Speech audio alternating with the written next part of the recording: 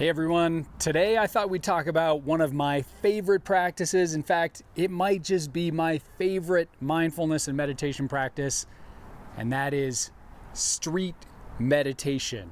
So I want to talk about two ways you can do this.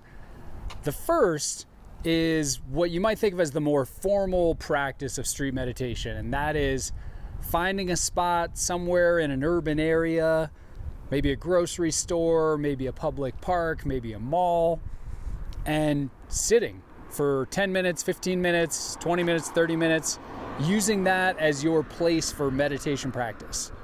So here's what it looks like.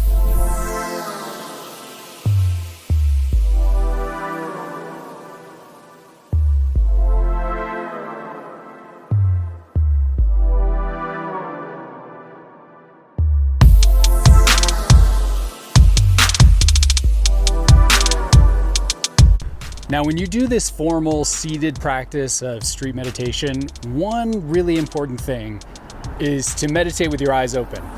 This is both because meditating with your eyes open is a really amazing way of practicing. You're now including the visual field in your practice, but it's also for safety.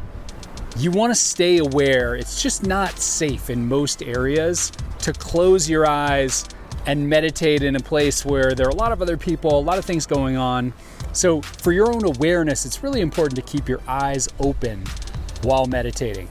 All right, so here's a second way to practice in urban spaces, and that's what I call aimless wandering. So this is a classical Buddhist practice where you basically just wander.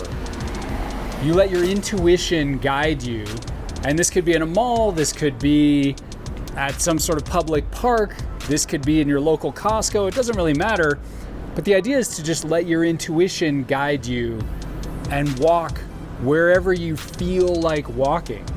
This could be for 20 minutes, 30 minutes, but the idea is just to allow yourself to meditate as you slowly wander through a public space.